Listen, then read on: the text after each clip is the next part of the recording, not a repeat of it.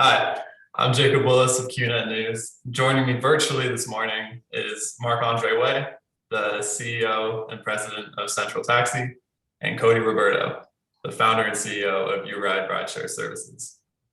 This is a forum for discussion about rideshare services in Belleville, and more specifically, the introduction of Uride into the Belleville public transport system. Now, Mr. Way, uh, I know you voiced some concerns about the safety and legitimacy of rideshare services. If you'd like to present them now. Well, our biggest issue with ride sharing services is that the taxi industry has for years been regulated through a series of bylaws that are quite onerous to honor. Um, and the municipalities have chosen to um, disregard those bylaws when it comes to ride sharing programs. Um, the other important portion of it is the insurance side of the business, where we have to carry a certain liability amount of liability. We have to have the designation of 06A, which is transporting individuals for compensation. Those are that's one of the examples that is something that the ride sharing companies don't have to do. So what we're saying is this is to the province and to the municipality: if you're looking at allowing ride sharing to enter the market, then look at it in a way to level the playing field. In other words, allow us to have access to the same rules and regulations as ride sharing, or ride sharing should have access to the same rules and regulations that we have. And that doesn't seem to be the political will in any of the municipalities in Ontario at the moment. Mr. Roberto, do you agree with that? So basically, from our perspective, like every single person coming on the platform, they have to have insurance. So whenever you turn your app on, if you're a driver, you switch from your personal policy to our commercial policy. It's to transport passengers. So it covers you, covers the passengers. As soon as you turn your app off, you switch back to your personal policy. So as far as insurance, that's covered every single Uride trip that you're on. Drivers, before coming on the platform, they have to pass background checks, vehicle safeties. They have to have a clean driving record. Most of the cities that we operate in do have a rideshare bylaw. In cities where there isn't a rideshare bylaw, I think that like a rideshare bylaw should be created and that we should be regulated. Before it takes cities a while to put that together. So in the meantime, when we do go into a market that doesn't have a ride sharing bylaw, we're more than happy to share all these documents, background checks, vehicle safeties, insurance, proving that every ride will be insured. Because that safety is a massive part of it. And like Mark, I get your point on this too. You have to make sure that we're doing all these things. So yeah, the bigger issue is is that whether it's Uride, whether it's Uber, and let's be honest about this. Uber has really tarnished the ride sharing image, if you want to call it that, just simply because they've ignored every single rule that's ever existed, and they still do to this day. The fact that you have an app that allows you to carry insurance only when you have passengers in the car is, I'm pleased for you that you have access to that. We can't have access to that. That's the problem. Even though we have the app, even though we have the same technology you have, instead of calling Uride, it's called iCabby. It's the same thing. It does exactly the same thing. Book online, whatever it is. You can pay through the app, so on and so forth. So it's a replica. It's basically identical to what you're doing. Then it comes down to marketing your product and your customer service and so on and so forth. If the rules across the province would be the same, then we would be all competing equally. But the problem is that it's not, because the big reason behind that is that we have a plate in the back of the car that says taxi, And because of that, we're obliged to have a taxi meter into the car. We're obliged to have the insurance 24 hours a day. We're obliged for a whole bunch of things. So what the municipalities have done is have said, okay, let's regulate the ride sharing services. But at the same time, they've not looked at the archaic rules that exist on the taxi side and said, okay, how can we manage to improve the taxi situation so that there's a level playing field? There's a portion that somehow, some way, they can both operate within the same scope or the same area. The other thing that is problematic for us is that when you look at the reporting that you have to do versus the reporting that we have to do, you're very fortunate to be able to do all that online and electronically and through sharing files, whereas we have to present paper. Imagine that. You have to show up at City Hall with a piece of paper and say, here's the car that we're putting on, here's the driver, here's his background check, here's the safety check, and can we sign the piece of paper? So you see how the disconnect exists. It just doesn't make any sense. Yeah, so this one, like, more than me, every single municipality has their own bylaw, right? Some of them, even for us, like when they have a rideshare and taxi bylaw together, some of the processes make it really difficult to recruit new drivers, get people through. If you're getting the vulnerable sector search in some markets, like, there's some places, it'll take like 6 weeks to 8 weeks for the fingerprint. And it's just like makes it harder to get drivers on board. So I think it varies in every single municipality. Right now in Belleville, they don't have a rideshare bylaw. I'm sure they're going to be putting something together in the future. But the big problem that we have in small towns, I think across the board, is like people need access to reliable transportation. I'm sure you really care about this problem, and you probably spend a lot of time thinking about this. How do you get more drivers on the road? How do you, make sure that right now, 2 a.m. on Saturday night, it's not a big deal because we're in lockdown, but like, how do you solve these problems? So I think a big thing from cities' perspectives is like, how do you make it friendly to attract a bigger pool of drivers in the city, whether it's taxi, ride sharing. There's other great services like driver seat that will take your car home. How do you improve public transit? Like, so you operate in Belleville? Do you operate in other small towns? Yeah, we pretty much operate all of the Durham region, all of the Golden Horseshoe. Gotcha. So we operate in pretty much in many of the small towns. The Belleville is the city in which, or the town in which, we have found the most challenging and difficult. Partly because the driver pool is very small. Entry of new drivers is very limited. Partly we've got a problem that you don't have, and that is that we are a unionized shop, so our drivers are unionized. Gotcha. So there's a lot of barriers to new drivers, the learning curve, so on and so forth. It's not a one day getting behind the wheel and start making money. You've got to figure out your pattern, how to get to that. So the unions in our particular case is we don't have problems dealing with union, but it does create some barriers, whereas you have a lot more flexibility. And now now a driver can work 2 hours and get on and off and things like that. We don't have flexibility. But take all that away, Belleville has always been a difficult town to operate in.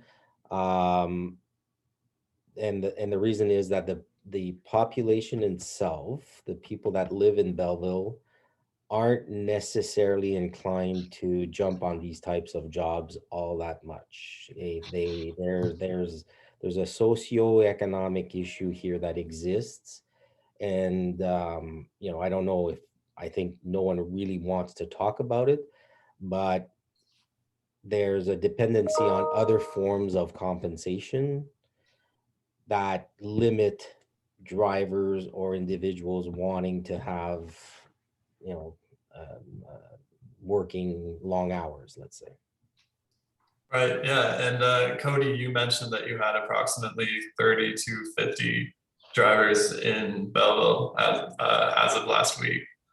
So where are you finding these drivers for? Mr. Way, you mentioned that since you guys do metered rides, the Uride drivers will probably be paid less. So what incentivizes people to pick Uride in a market that's already so starved for drivers?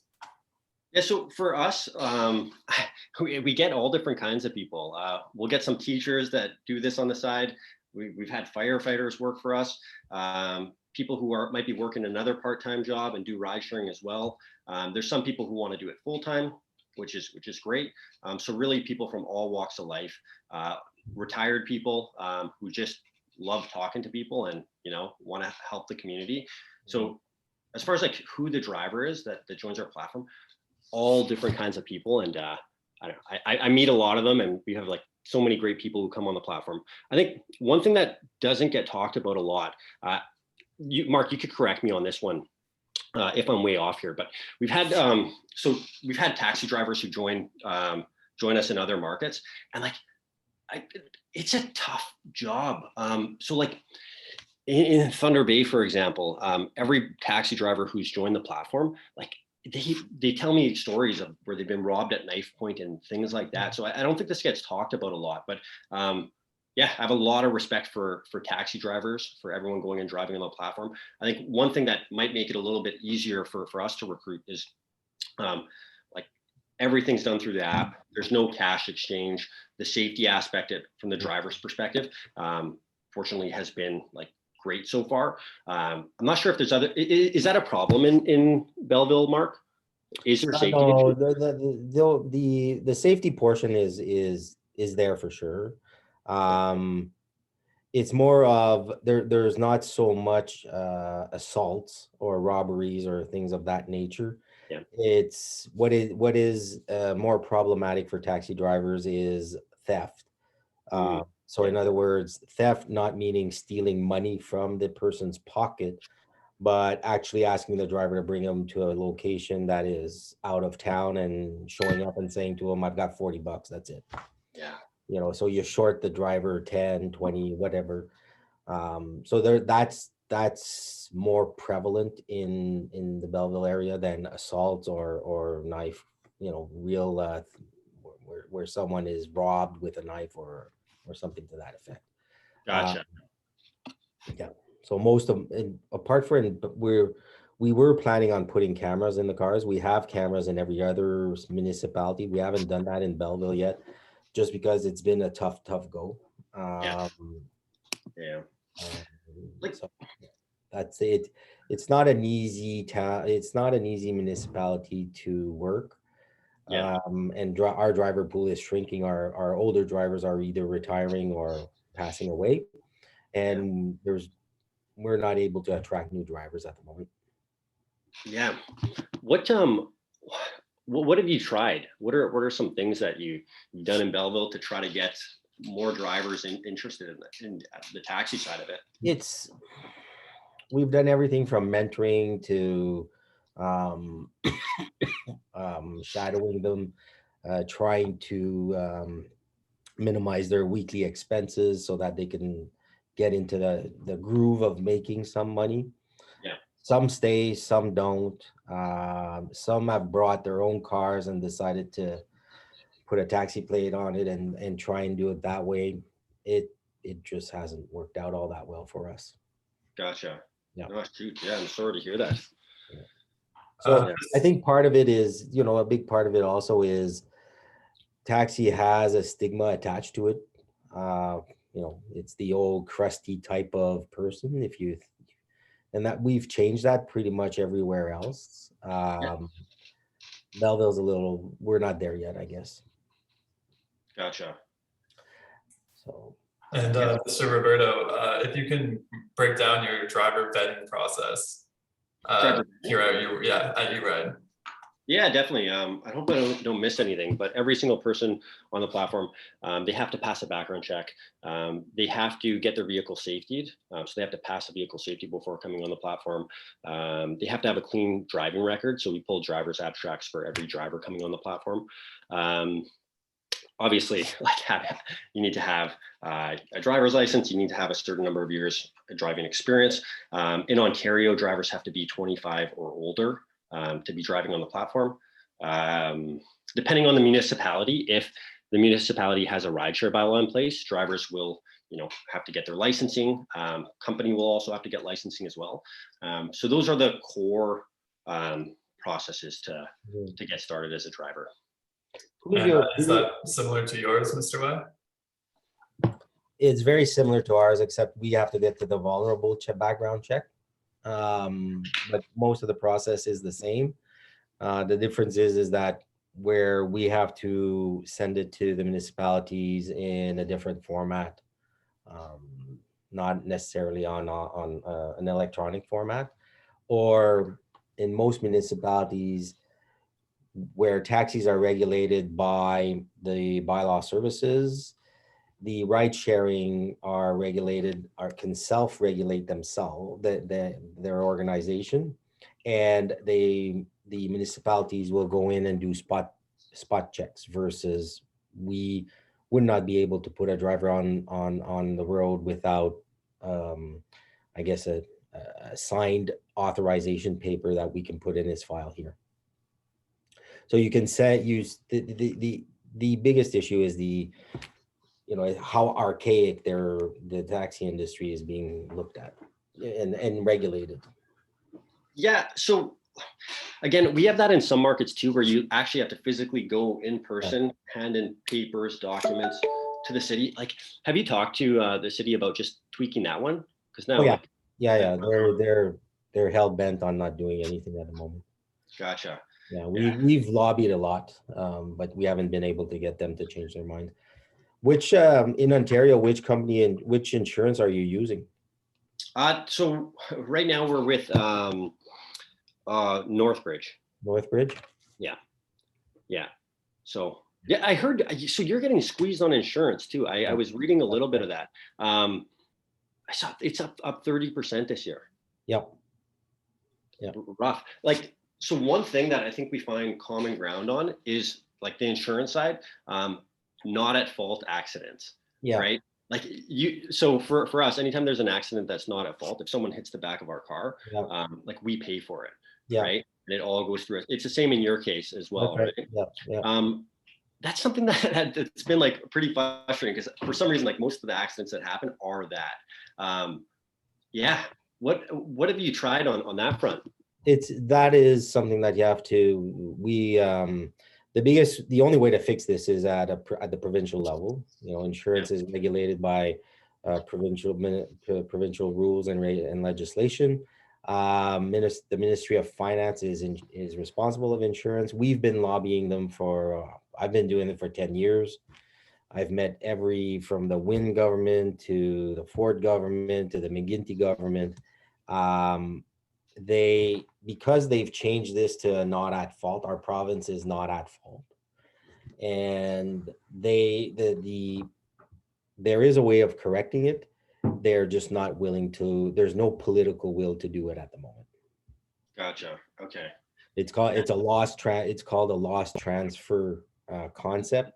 It exists for large for the trucking industry and other commercial vehicles, but they're just not looking at it for this industry.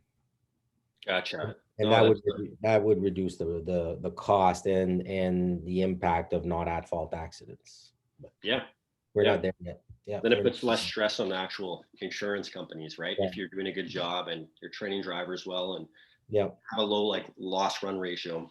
That's right. Yeah. No, if you need any support on that one, send me a message. We should talk off this as well. That's something I'm pretty passionate about. But that's it. Any other questions on your end, Jake? There was one more concern that I wanted to address.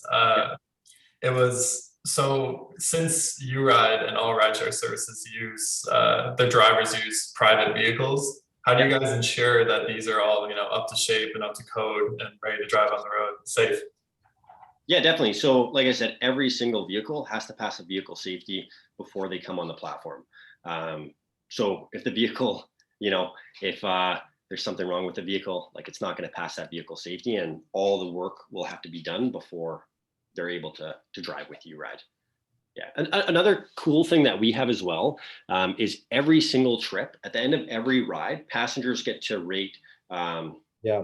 They get to leave a rating, and then they get to leave comments too. So like I live in those comments, and you could understand a lot about your business in every city that you're operating in. So if a driver has a broken headlight or has things like that, this rarely ever comes up. But if there's vehicle damage and things like that, we'll see it in the comments. The other thing too is like, Mark, so maybe this helps some of your solve some of your problems, but like for us, when every ride is rated, it encourages like a great driver experience. The customer service goes way up. Everybody wants that 5-star rating, and then even on the passenger side, for us, passengers know that like they're using a phone number. There's a credit card on file, so the safety aspect of it, when you know that you can't just rob a driver and get away with it, like the safety aspect has like improved incredibly. So we've been fortunate on those two fronts. I'm not sure if there's anything from there that you can incorporate. Well, we do. You're walking into an industry brand new, whereas we've been doing this. I've been in the business now probably 30 some years, if not longer. We've gone through. We're now. One of the biggest factors is we're unionized. Most of our fleets in every city is unionized. So the rating system, we have that. We have exactly the same thing you do. Nice. Whereas you can turn around and shut a driver off because he's got 2 or 3 stars. We can't, right? Because there's a disciplinary aspect to the collective agreements, and you have to follow all those.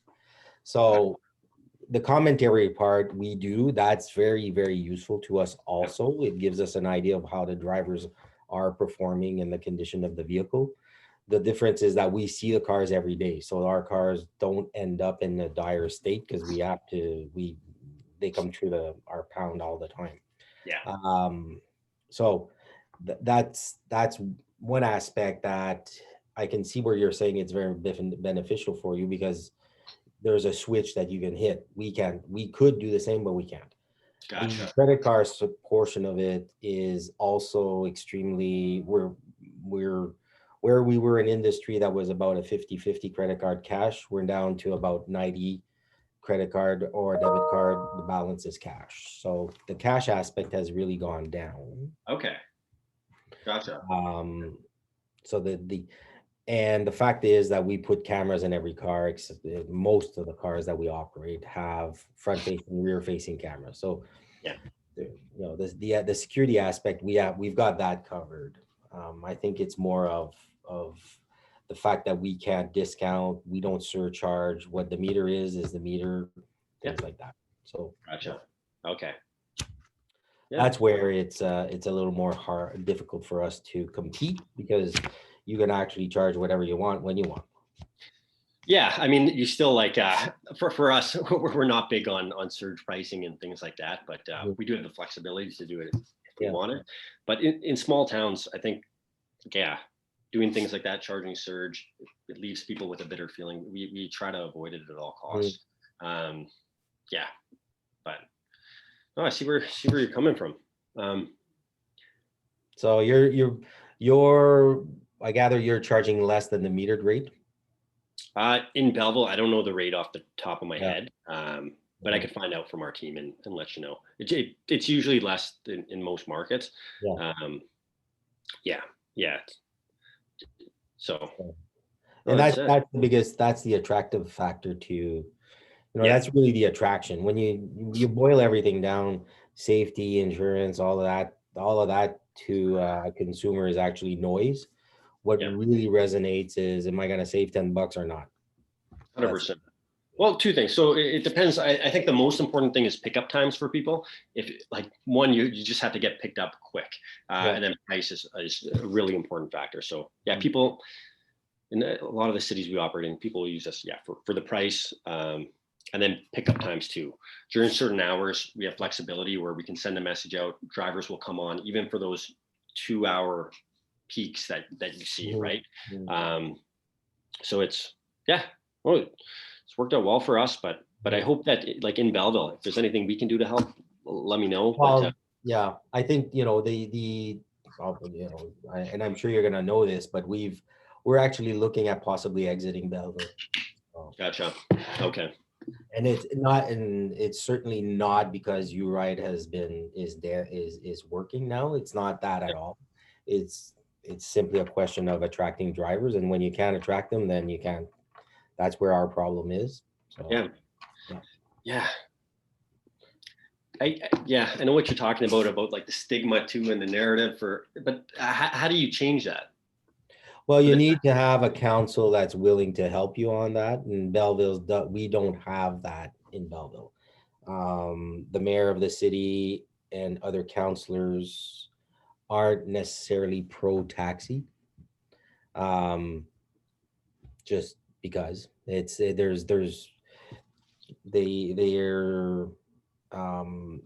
you know, you touched on something that it's important, where at certain times of the day or at certain times of the month, you have a overabundance of demand and your supply stays. In our case, our supplies doesn't grow. Yeah. So your wait time increases, and because your wait time increases, people get upset, and so on and so forth. And that's a pattern that we see every month. We know exactly when it hits us. Yeah. We don't have, because of all the rules we have to follow, we don't have the flexibility of pulling guys off to come and work with their own car for 2 hours. We don't have that flexibility.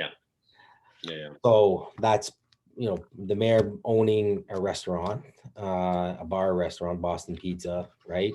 I'm sure that played a role it's frustrating for his patrons when people don't show up or have to wait a half hour.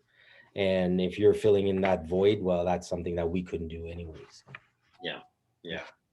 Well, that's it. But yeah, you should send me if you want, send me your number. Let's connect another time and with like different topics. But for sure. Yeah, I'll send that to you afterwards. Yeah. And then, like I said, I think the most important thing is that like residents in Belleville have reliable transportation, that we grow the whole driver pool, whether they're doing taxis, ride sharing, driver seat. Is driver seat in Belleville? Driver seat, that's the bring your car home type of service. Yeah. There is, it's not called that, but there is a service of that nature. Gotcha. Yeah. That's it. No, that's why that's the only reason our company exists. That's why we started. I was doing something else before starting this rideshare company, but yeah, anything we could do to help improve transportation in Belleville or any of these small markets across Canada, we're all for it. Yeah. Good. Any other questions, guys? No, that's fantastic. Thank you, guys. All right. And thanks for setting this up, Jacob. All